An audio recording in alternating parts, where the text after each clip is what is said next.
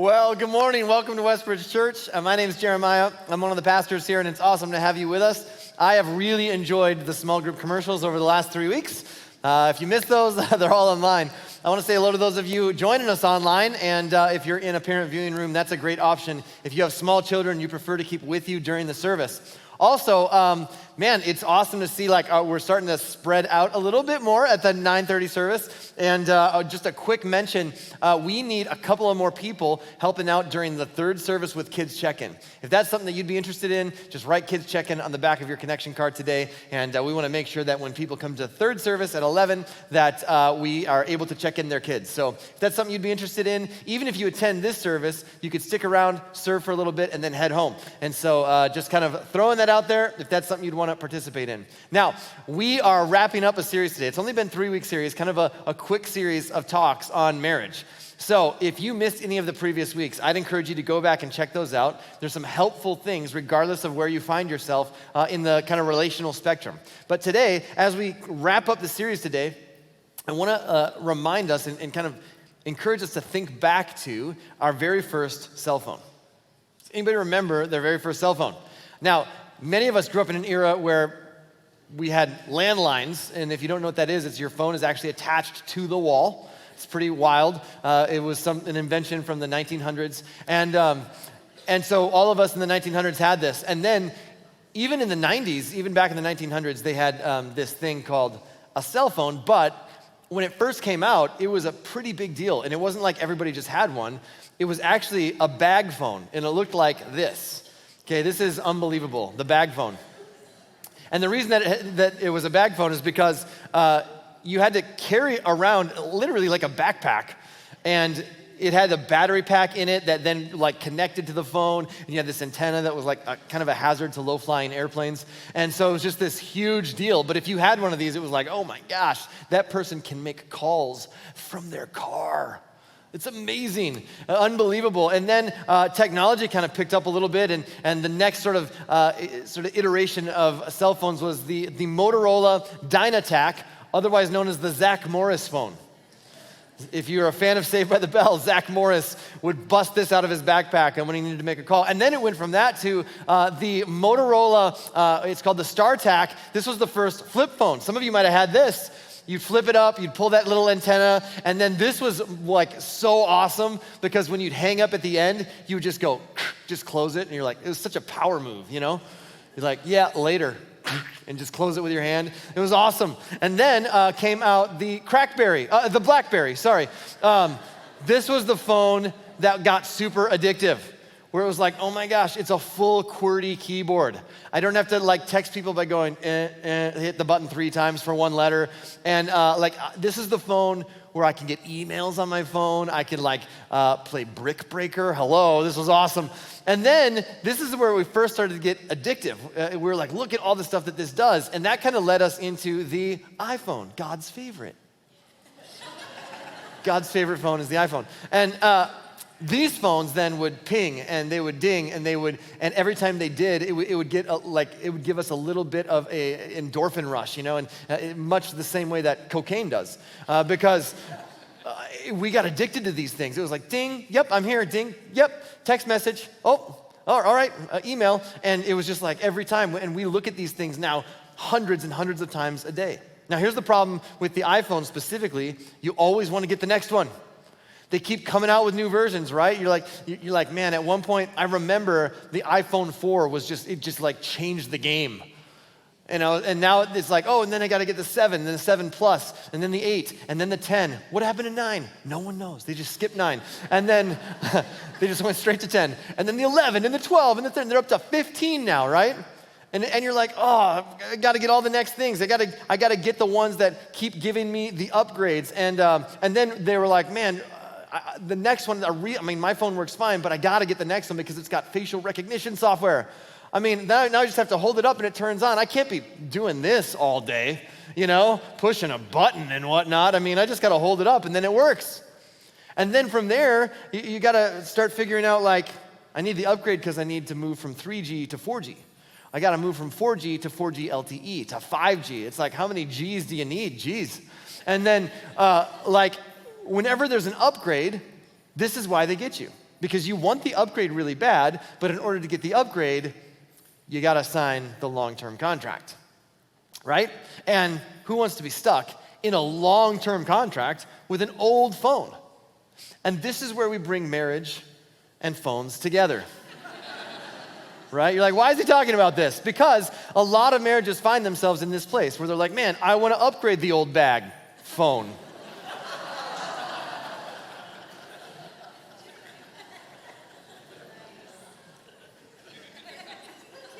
But a phone is a contract. It's a contract, right? And a marriage is not a contract. Contrary to what you might think, a marriage is not a contract. In fact, this is really, really important for us to realize. Marriage is a covenant, not a contract. Marriage is a covenant, not a contract. Now, this is really important. In our culture, we tend to view marriage as a contract. We don't think about it as a covenant. In fact, covenant isn't really a word that we use very often. It's a word that is used a lot, though, throughout the scriptures. When writing about marriage in the scriptures, the authors never refer to this idea of a contract. They always refer to a covenant. Now, here's the difference. A contract is a legal transaction, and it is based on both parties getting something from the other. When I buy a car, that's a contract. I give them money, I get a set of wheels. But a covenant is a relational agreement. It's not a legal agreement. It's a relational agreement that is based not on both parties getting something, but on both parties giving something. I'm entering into this thing where I'm committing to give you something, not committing to getting something. A contract is conditional, and it's predicated on mistrust. The whole point of a contract is to say, I don't trust you. It's predicated on mistrust.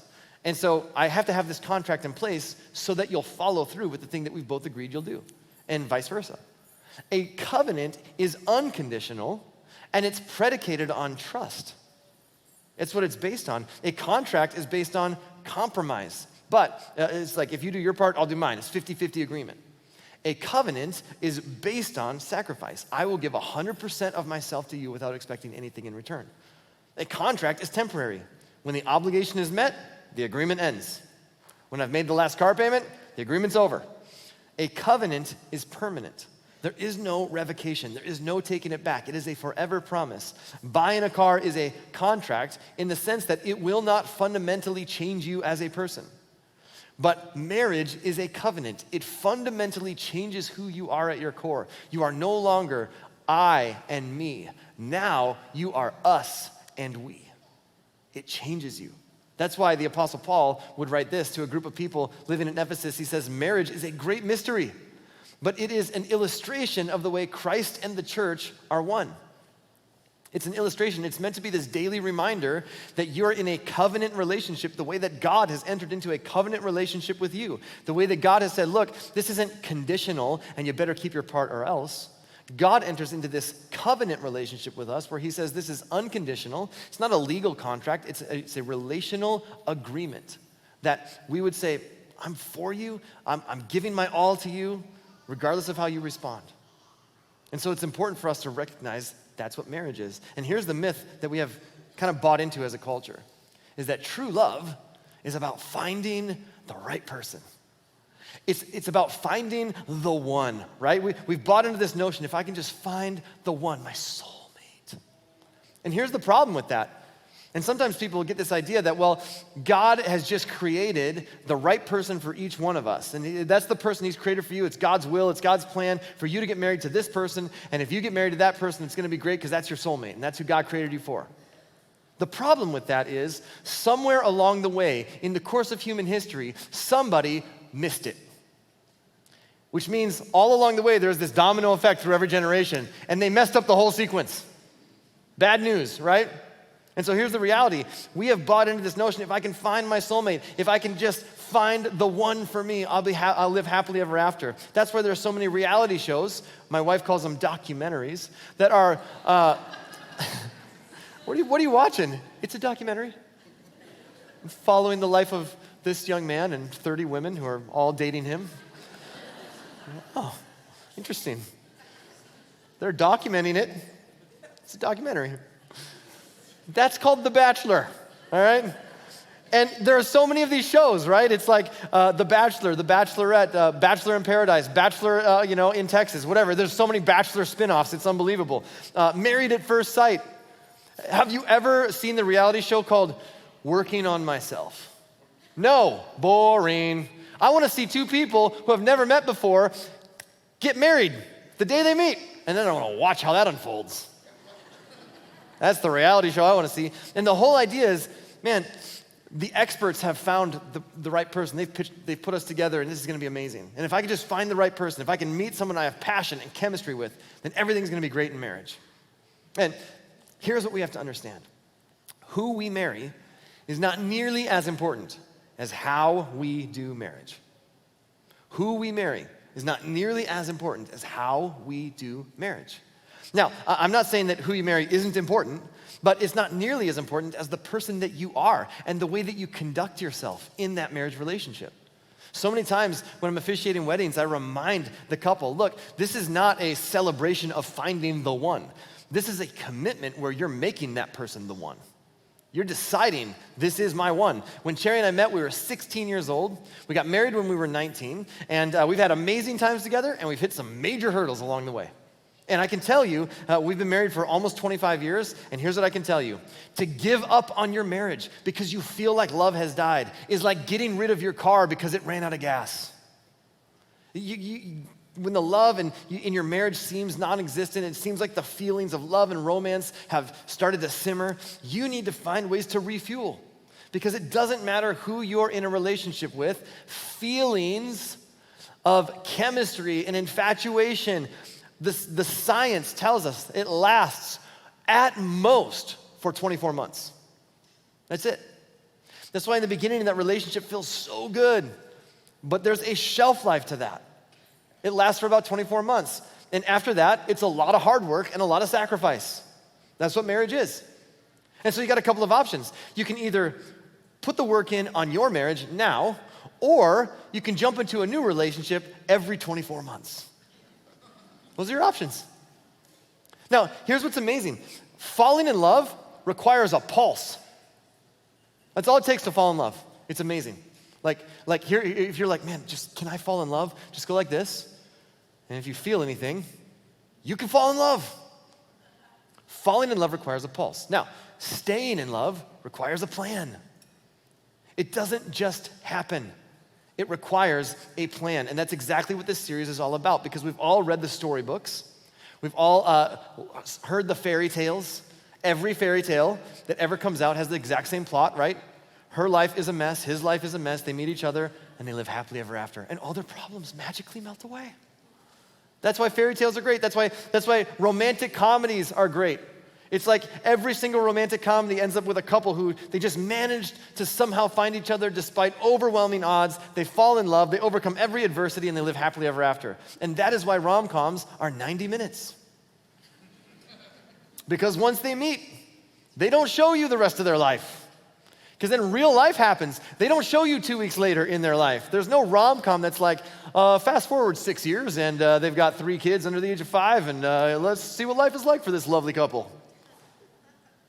Because we live in such an entertainment-driven society, the overpowering view of love and marriage and relationships is this unrealistic fantasy world. And if we're not intentional about getting some wisdom about how to have a plan to make our marriage last, then we can carry that fantasy with us from our dating relationship into our engagement, into our marriage. So let's be honest, falling in love is easy. I fell in love with a burrito last week. Staying in love, that takes a plan. Staying in love is a lot of work. It's a challenge. 2 people trying to come together and live as one is very, very difficult because you have different personalities and different backgrounds and different ways of thinking and seeing the world and interpreting life and just all kinds of differences. And that's why the Apostle Paul at one point wrote to people in the city of Corinth and said, however, those who get married at this time will have troubles, and I am trying to spare you those problems. This is not the verse that gets read at weddings. There's no Hallmark card that has this verse on it, right? You open it up and it's just like, hey, congrats on the wedding, brace yourself. It doesn't exist. And I want to be really clear with you today, you do not have to think of your spouse as the old ball and chain all right? It is possible to have a fun and healthy marriage where both of you are friends and partners and lovers for life. But if you're gonna do that, you gotta have a plan. You cannot just keep doing the same thing you've always done and hope that it will work out. That's again why the Apostle Paul actually wrote to people in the first century and said this. He said, when I was a child, I spoke and reasoned as a child. But when I grew up, I put away childish things. When I was a child, I saw the world the way that children see the world. But when I grew up, I had to face reality. I had to think about things differently. And the reality is, if you're gonna experience a marriage that thrives, then you gotta have a plan. And the only way to do that is to say, okay, when I was a child, I thought and reasoned and I saw things like a child, but when I grew up, I need to grow up and see things differently. I need to come up with a plan to establish true love and friendship that will grow between me and my spouse. So, God's plan for making marriage thrive. There's a few things, and here's the goal for today. My goal for today is that you could take some of these things and you could put them into practice this afternoon. Here's what I don't want to have happen. We always say this, and we say this because we really believe it, that we won't say it on Sunday if you can't use it on Monday. If you can't use it on Monday, then we won't say it on Sunday. Because the last thing we want is for you to just walk out of here and go, well, that was some cliche platitude that made me feel good and I checked the box and me and God are good for another week, so, well, see you next week, preacher. There's no point to it if you can't actually put it into practice. There's no point to it if it doesn't make its way into the way that you live your life. So it's not just about information, it's about application. And so I want to give you some things that's wisdom from the scriptures that we've learned over time, over years, and go, okay, if I put this into practice in my life, it can actually make a difference in my marriage today, starting today. And if you're not married, you can put some of these things into practice with any relationship in your life. Relationships with kids, relationships with parents, coworkers, neighbors, and these things will still apply. So, number one, make your love a matter of choice.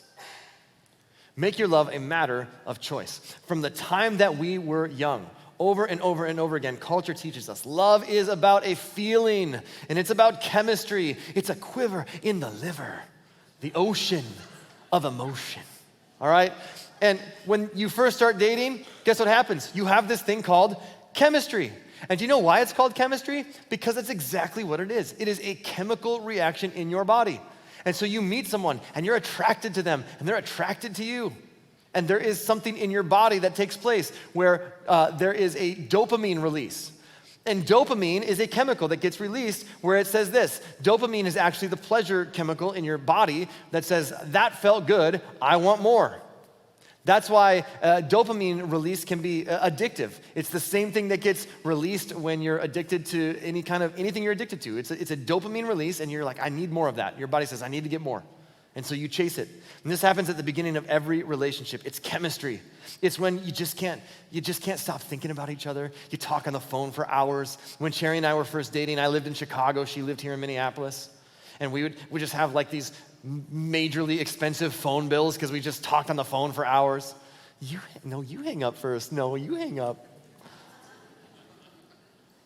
And it's just chemistry. You're walking on air. The thought of them, you can't wait to see them again. You can't wait to talk to them again. This happens in the beginning of every relationship because chemistry is exactly what it sounds like. It is a chemical reaction. When you're together, you just stare at each other. You go out to eat and you have fun. You think, we're just made for each other. You're my soulmate. And you really believe that you are experiencing this one-of-a-kind, unique, over-the-top kind of love. And chemistry tricks us into thinking, it's amazing. I never have to be patient with her because she never gives me any reason to have to be patient. I never get resentful or angry or bitter with him because he never gives me any reason to be angry or bitter or resentful.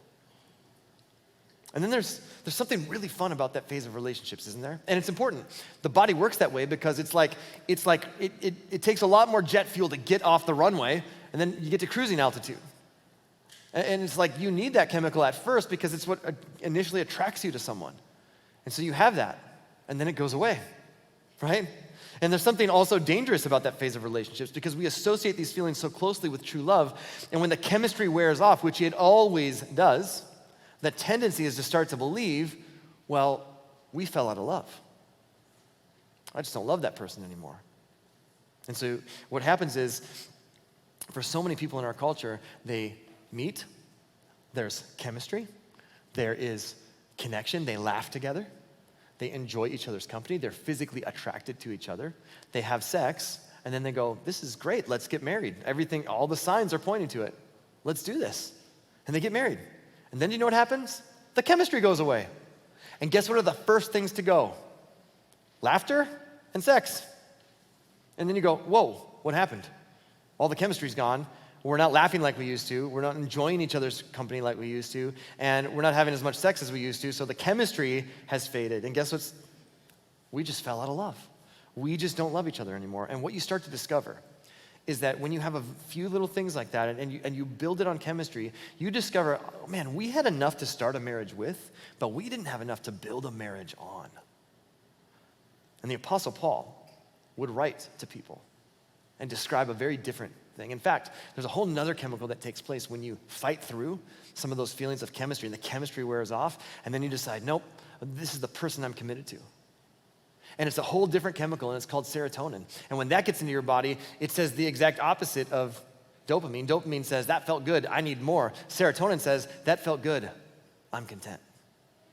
And it's a deeper, more satisfying, fulfilling feeling that gets that chemical that's released in your body, and you go, I'm content. And Paul talks about, here's what true love looks like. Now, here's what's awesome. These verses are often read at wedding. I use these verses at weddings all the time. But Paul isn't writing to married people when he writes these verses. He's writing to people. He's just writing to normal people. They're messed up people. He says, this is what it looks like to love. So no matter what relationship you find yourself in, Paul says, this is what it looks like. And he says this, love is patient and kind. Is that a choice or an emotion? Patient. I've never felt patient. Patience is a choice. I've never woken up in the morning and just been like, I feel so patient today. Yeah, no. No, after you. No, go ahead, merge. No, go ahead, merge. Yeah, after you. That's never happened. I've never felt that. Love is not jealous or boastful or proud or rude. Choice. Every one of those is a choice, right? It does not demand its own way. That's a choice. It is not irritable. Choice. Keeps no record of being wronged. Choice. It does not rejoice about injustice, but rejoices whenever the truth wins out. Love never gives up, never loses faith, is always hopeful, and endures through every circumstance. Choice. None of these are emotions. You'll notice every single one of these things is a choice. And the reality is you didn't fall out of love because you never fell in love. You might have fallen in emotion. You might have fallen in chemistry. You might have fallen in infatuation. But you can't fall out of love because you didn't fall in love. Love is a choice. And when the emotions or the feelings fade, then here's what we think. Well, I've fallen out of love. But the reality is you haven't fallen out of love. You've simply chosen to stop doing things that communicate love effectively. It's a choice.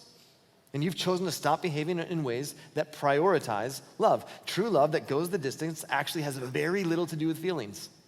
Has very little to do with chemistry. It has a lot to do with choice. And while our feelings are definitely affected by love, they should never define our love. Again, the Apostle Paul, he's writing to people in the first century and says this. He says, over all these virtues, put on love, which binds them all together in perfect unity. He says you put it on. It's something that you do every day. It's a conscious decision. It's the same as if you put on clothes in the morning. You put on love. You just decide. It's built into your routine. I get up in the morning and I put on clothes and I put on love. You would never walk out of your house and go, oh, I forgot to put on clothes today. But we sometimes do that with love. And we drift. We set ourselves up for extreme disappointment and extreme disillusionment when we allow our love to be defined by feelings and infatuation and chemistry. This isn't something that just comes and goes. The command is that we intentionally make the choice every day to put on love like an article of clothing that we put on in the morning. And so here's the question that each of us needs to ask ourselves.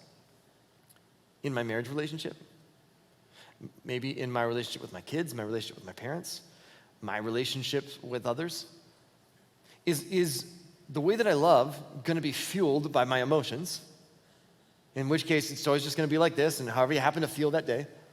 Or is it going to be fueled by my commitment, my decision, my choice? Okay, no matter who's on the other side, I'm going to choose to be patient. I'm going to choose to be kind. I'm going to choose not to be irritable. I'm going to choose not to be proud. I'm going to choose not to be rude. I'm going to choose not to hold grudges. Every one of those things is a choice. Let me also add this. Feelings and chemistry actually do come alive again when you make the right decisions. Here's what you know instinctively, but maybe has never been put in these terms before for you. You will never feel your way into an action. You will only ever behave your way into a feeling. See, if you wait to feel in order to act, you'll never act. Well, when I feel like forgiving them, when I feel like their apology, then I'll forgive. You'll never forgive. When I feel like I'm in love with them, then that's when I'll start to, show my love to them. You'll never get around to it. You never feel your way into action. What you do is you make the right choice and you behave your way into a feeling, because when you make right choices, right emotions follow. You want chemistry and feelings of, you want that to come alive again, then you choose to love. And you'll feel that come alive. But love is a choice. Number 2, make your love a matter of conduct. Make your love a matter of conduct, not just a choice, but actions. One of the best ways to make your marriage thrive is to make sure that you don't fall into the trap of defining your love as simply a belief. Love is not about what you say, it is about what you do. And in our culture, there's this great phrase, actions speak louder than words. And that's so true. I think it's an accurate statement, because it's one thing to say the words, I love you, and it's another thing entirely to show it by your actions. And to be honest with you, this is a barrier that a lot of marriages get stuck on, because there's this gap between what I'm saying and what I'm doing. You're communicating with your actions and not just your words. And so the words, I love you, but then the other person doesn't actually feel that love.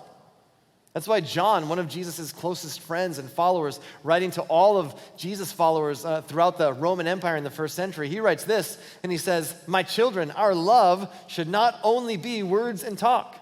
No, our love must be real. We must show our love by the things we do. John says real love is not just about talk. It's about what we do. It's about our actions. And so you have to find ways to show your love to each other. So think about it like this. One of the best things that you can learn, and we've talked about this many, many times, it's such a great reminder. Gary Chapman is the original author of a book called 5 Love Languages. There's probably more than 5, but it helps you kind of categorize, like, okay, my spouse and I probably speak a different dialect. And so you've got to communicate love to your spouse and vice versa in a way where they actually hear it, and in a way where it fills up their bucket, where their bucket starts to get full. And so for me, I am a words of affirmation guy. I'm a word nerd. So when my wife says things to me like, you are looking so handsome today. You are so strong. You are such a good man. I'm so proud of the way that you provide for our family. You're such a good dad. When any of those things, I'm just like, tell me more. I feel loved. My bucket fills up. So here's my natural tendency, because that's the language of love that I speak. It's natural for me to want to reciprocate that and just go, let me tell you about you, all the things I love about you. Now, her primary language might not be words of affirmation, but quality time. So if I'm showering her with words and going, I love you, I think you're beautiful, I love what a great mom you are, I'm so proud of all the things that you do, and I'm doing this, and I think I am filling her bucket. And then I walk away, but never spend any time with her. And she just comes to me and goes, oh, man, it just feels so distant. And I'm going, what? I don't understand. I communicated it so clearly how much I love you. But we speak different languages. And so we got to figure out a way, how does my spouse give and receive love? Now, Gary Chapman says there's 5 primary ways, but there's different blends of these and probably some other ones that he hasn't thought of, He says words of affirmation is a big one. Serving others, the way that you serve each other. Like for some of you, it's like, I love you. And you're like, yeah. Hey, I did the dishes. Oh my gosh, you've never looked so good. It might be giving gifts. And it's not like lavish, expensive gifts. It's just that you took time to think of me. You bought me a little gift, and it just says, oh, wow, that's so thoughtful. For some people, that's their love language. You give me a gift, it doesn't even ping my radar. It's like, oh, okay, whatever. But for some people, when you give them a gift, they're like, oh my gosh, that is the most thoughtful thing I've ever seen. For some people, it's physical touch. For some people, it's all of these things, words of affirmation, quality time, giving gifts, serving others, physical touch, all of these things. And there's more. The question is, what actually makes my spouse, what communicates love to my spouse in a way that they feel it, in a way that it fills their bucket? And what can I do to communicate that to them? And if both spouses will work on this, and not just say it with their words, but do things, show it with their actions, do it in a way that fills their bucket. And if the bulk of your time is spent saying, I love you, but your bucket is constantly being drained, then there's a disconnect. It makes love difficult to believe. So your love can't just be a matter of words, it's gotta be a matter of conduct. Make your love a choice, make your love a matter of conduct. And then number 3, make your love others-centered. Your love should be others-centered. See, when the Apostle Paul writes and says, don't be selfish, he's the opposite of selfish is sacrifice. And even if you're not a God person, even if you're not a church person, and you're just like, I'm just kind of checking this out because I want some help with my marriage, here it is. Even if you remove God from the equation, unless you remove love, you will experience sacrifice. Love and sacrifice, real love and sacrifice are synonymous. Now, the problem for us is that in the English language, we have one word for love. And so we use the exact same word to say, I love you to our parents. It's the exact same word that we say, I love you to our spouse. It's the exact same word that we say, I love queso. It's all the same. And so the lines get blurred. However, the authors of the New Testament wrote primarily in Greek. And in Greek, there are multiple words to describe multiple types of love. And so you have eros, which is like, it's where we get the word erotic. It's a sexual passion. And then you have phileo, which means a brotherly love. It's more reciprocal. It's more that kind of friendship. And then you have this thing called agape. And this is what the Apostle Paul writes about. This is what Jesus talked about. Agape love is others-centered. It means this: I will do whatever is in your best interest, even if it costs me. Because I'm so for you that even if it costs me, but it helps you, I'm for that because I'm for you. That's an others-centered kind of love. This is the kind of love that the Apostle Paul writes about and talks about. And this is the kind of love he talks about and describes that Jesus did for us. And so Paul writes to people, again, in the first century in Philippi and says this: don't be selfish. Don't be selfish. The opposite of selfish is to put others first. Selfish it's right there. The word self is in the word selfish. It means I'm gonna do what is in my best interest. And so the opposite of that is, the opposite of selfish is I'm gonna do whatever is in your best interest, even if it costs me. So Paul says, don't be selfish. Don't try to impress others. Be humble, thinking of others as better than yourselves. Don't look out only for your own interests, but take an interest in others too. You must have the same attitude that Christ Jesus had. Though he was God, he did not think of equality with God as something to cling to. Instead, he gave up his divine privileges. In other words, what would be in your best self-interest if you were God? If you were divine, is it in your best self-interest to continue to be divine or to become human? It's in your best interest to be divine. Paul says, no. Here's what Jesus did. He gave up his divinity, became human, did it for us. Is the opposite of selfish. He chose others-centered. There's this dynamic in marriage that is rarely talked about, but is extremely powerful. And that is when two people decide to sacrifice their rights and expectations for the other. And when that happens, it is the most powerful relational dynamic that you can experience. Imagine if every conflict in your marriage was this: after you. No, after you, I insist. Hey, do you want the last pudding? No, I want you to have the last pudding. Instead of like, there's one pudding left, I am gonna hide that sucker in the back of the fridge. Yeah, you're laughing because you know exactly what I'm talking about. What if every conflict was just like, where would you like to eat? Oh, wherever you'd like to eat. Hey, let's go to your parents for the holidays this year. No, let's go to your parents. We went to ours last year. Hey, I could be wrong about this, but what do you think? I'd love to hear your opinion on this. No, you know what? I could be wrong too, but here's where I'm at. What if every conflict you had was just a competition to put the other person first? And every conflict was, I insist. I know after you, I insist.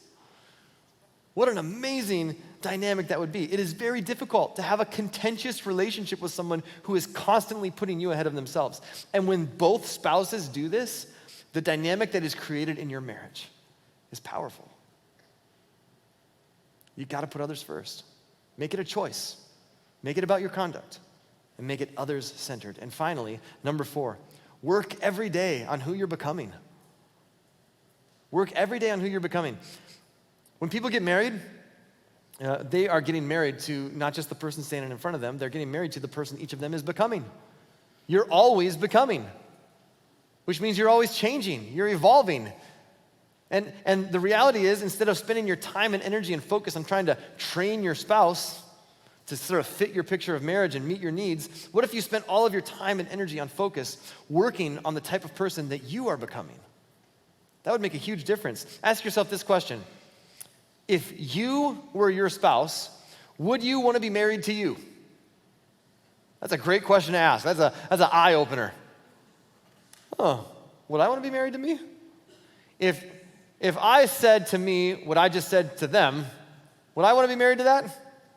That's a great question to ask. What are you planting in the soil of your own heart that is now coming out in marriage? Here's our tendency. It doesn't matter who you are. It doesn't matter how much chemistry you start out with. It doesn't matter. There are issues in your own heart that you need to deal with. As people, we are broken. And so, when one broken person gets married to another broken person, you have not, now we're whole and complete. Nope, you just have two broken people married to each other. The goal is that I work on becoming more like Jesus, and my spouse is working on becoming more like Jesus. And as we do that, we grow closer together to one another. But if you don't work on you, the pressures and the stress and the intensity of marriage will eventually cause things to rise to the surface. Jesus said it like this. Jesus said this, every good tree produces good fruit, and bad trees produce bad fruit. Jesus just said, look, you're going to know what is in the soil based on the fruit on the branches. He said, what comes out of your mouth is because it was in your heart. And so here's what happens. This is an abstract concept for many of us because if there's something in my heart that's selfish, if there's something in my heart that's more about me, my tendency is to point fingers at my spouse and blame them. And I say, you make me angry. You make me frustrated. Look at what you did. This is because of you that I'm like this. It's kind of like these cups of candy that I brought with me today. This is one single person and another single person. And they're just beautiful, him and her. And they meet, and there's chemistry, and they feel great about it. And then they get married, and the chemistry goes away, and they start to bump into each other. And stuff comes out. Stuff like harsh words. Stuff like temper. Stuff like things that you thought you would never say, that you say to the only person that you claim to love more than anybody in the world, but you would never say that to anybody else. Well, why did that come out? I've never said anything like that to anyone before, and the only reason that came out is because I got married to you. You brought that out of me. And Jesus would say, nope, the reason that came out is because it was in there. The reason that came out of you is because it was in you. You've just never had to deal with the pressure of being married to somebody. When you were single, it was still in there. You just weren't worried about it. It was still in there. You just had a great filter. When you were dating, you hid the crazy so you could get them on the hook. And now, real life is hitting. And now, it's coming out of you because it was in you. That's the only reason. And now I have a piece of candy stuck to the bottom of my shoe. Okay. And Jesus would say, look, you know a tree by its fruit. The reason that is coming out of you is because that is what is in you. And it's understandable. When we're single, most of us didn't realize the issues in our own heart because we never had to deal with it. We didn't have the pressure of marriage to have to deal with those things. And the moment we start living in close proximity with another human being, what is in starts to come out. What is in there starts to come out. So here's the question. What flaws in your marriage, what flaws is your marriage revealing about what's in your heart? That's coming out not because of marriage. Marriage is just surfacing what is already in there. So what's in there? What's coming out now that you're married? Are you a fearful person? Do you realize that you're more selfish than you actually thought? Is it possible that you're a person who can't admit when they're wrong? Are you more demanding than you ever imagined? Are you more stubborn than you realized? Are you abrasive and harsh? Are you impatient and irritable? Are you fueled by a desire to be liked? Are you a selfish person? What is starting to come out of you because of the pressure of marriage? It's not your spouse's fault. It's coming out because it's already in you. And that's why the best thing we can do for our spouse is work on becoming the right person, that we can work on who we are becoming. That's why Proverbs, King Solomon writes this: guard your heart above all else, for it determines the course of your life. Because whatever is in your heart, stop being an expert at monitoring your spouse's heart and start being an expert at monitoring your own. Because whatever is in there eventually comes out and goes into your marriage. And you've got to deal with that. And so what are you planting in the soil of your heart? Now, we're going to close. And as we do, I understand there are some of you here today and maybe your marriage is hanging on by a thread. There are some of you here today and you've experienced the pain of divorce. This series is in no way intended to shame you because of that season that you're in. What we do know is this, and we say this all the time, and we say it because we believe it, that God is way more concerned with your future than he is with your past. Maybe you're here today and you're like, we've been married for a long time, but these are just great reminders because over time, it's easy to drift. Whatever it is, that wherever you find yourself, so others of you, you're just overwhelmed because you're like, man, you know, we've been married and we love each other, but we got 3 kids, 7 and under. We're ships in the night. I mean, so we just need to, you're going to get through that season, but these are great reminders to help you. Others of you are overcoming some hurts in your relationship because somewhere along the way, trust got broken and you love each other, but you're trying to figure that out and navigate that. And what I can tell you is there are countless stories and challenging situations that are represented here. But I also know I'm not naive enough to think that a 3-week series on marriage is going to fix your marriage. I know that it can be a first step in the right direction. And so it can be a future-changing moment if you decide to move forward on a new path and begin to establish some habits and put in place a plan to help your marriage thrive. And I know that because I've witnessed it so many times with so many couples who are a part of Westbridge Church. And I want you to know God can give you strength that is beyond your own.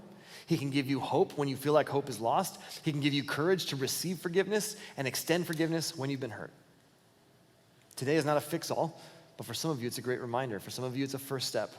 And for others of you, it's a new beginning, which is what God wants for all of us. Jesus did not cling to his rights as God. He gave them up. He became human. And then Paul continues and says, and then he allowed himself to be put to death. He died a criminal's death on a cross. His body was laid in a tomb. And according to hundreds and hundreds, multiple eyewitness accounts, Jesus actually rose from the dead. And if Jesus has power over death, then he has the power to overcome the things that are bringing death to you, death to your relationships, death to your marriage. If you put your trust in him.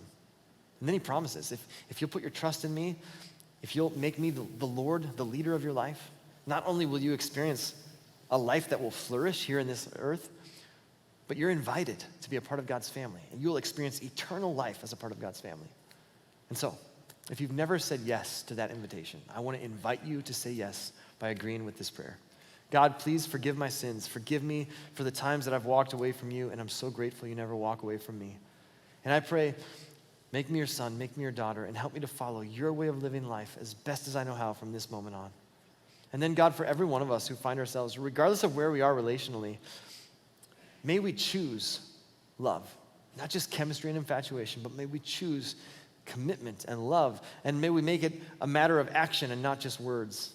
May we put others first and always work on who we're becoming and becoming more and more like Jesus. And as we do that, we pray for stronger marriages, stronger families, a strong community.